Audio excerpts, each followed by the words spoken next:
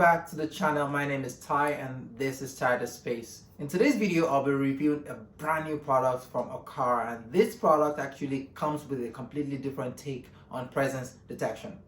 Currently, motion sensor use something called a PIL sensor. A PIL sensor can only detect two states, true or false. When motion is detected, it switches to a true state, and once the motion stops, it switches back to a false state. But the problem is that you could be there, and if you don't move, then it actually detects a false state.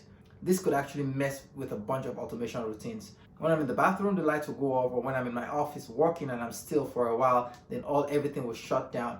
So I constantly have to keep waving my arms like those balloons in front of the dealerships. It can be frustrating sometimes, but the FP2 sensor comes with a completely different approach.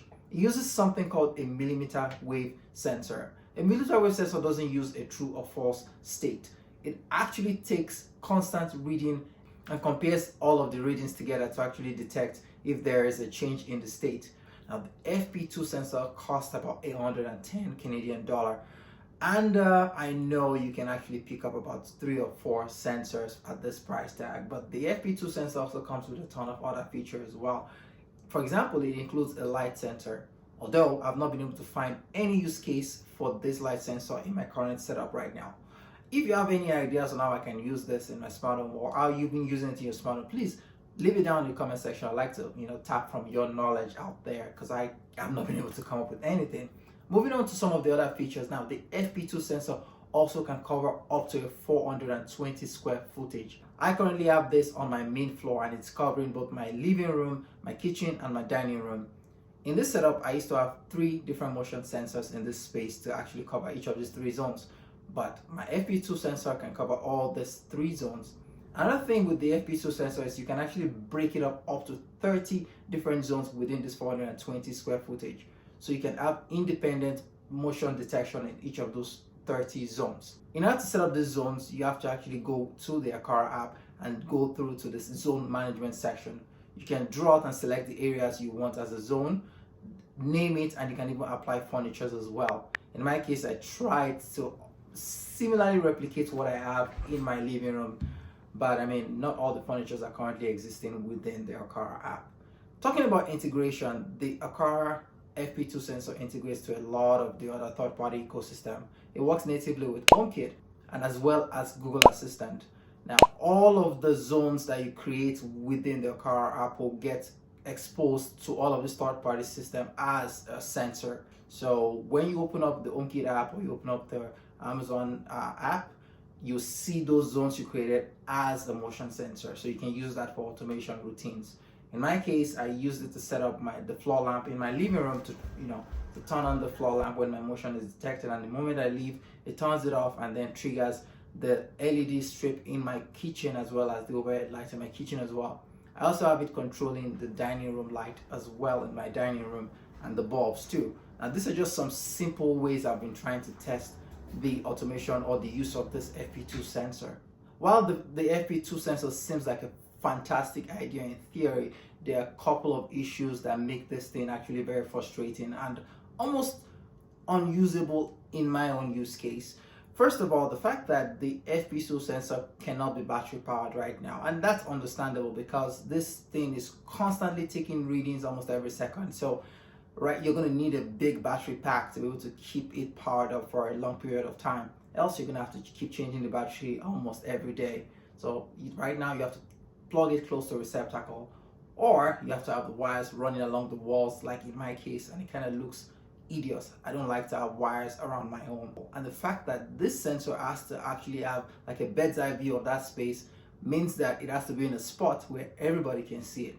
Although the design of this FP2 sensor is actually quite compact and sleek, the cable kind of just takes away from that and makes it terrible. The other challenge I've been having with the FP2 sensor has been in terms of reliability. Although in theory, a millimeter wave sensor should be very reliable and accurate, but I have not had that experience with my FP2 sensor. It's been so unreliable, unpredictable.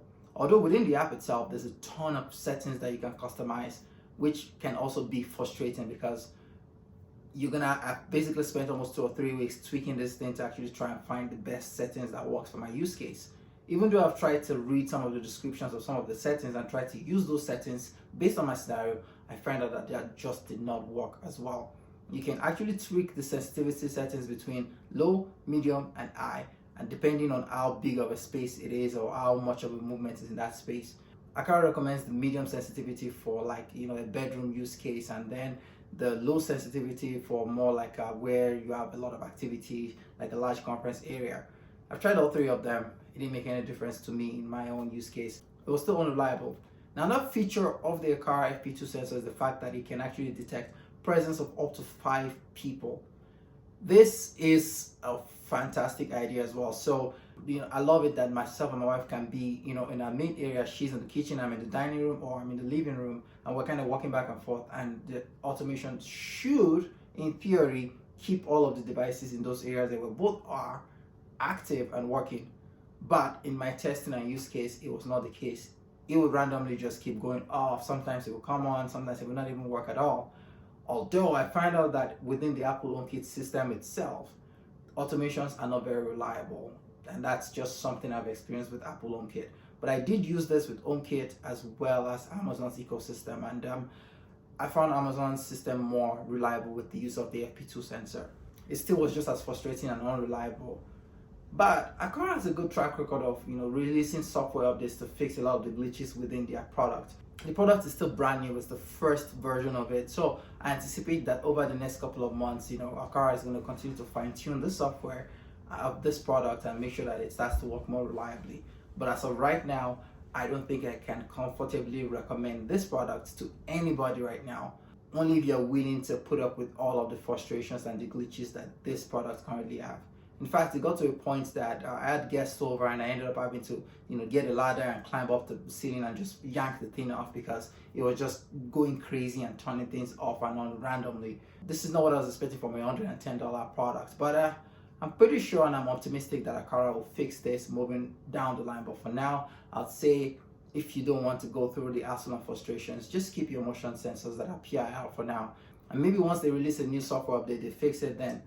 If you stay tuned on the channel, I'll be able to keep you guys updated on that. That pretty much concludes my review of the Aqara FP2 sensor. And I look forward to seeing you guys in the next video. Alright guys, I'll see you guys later. Peace.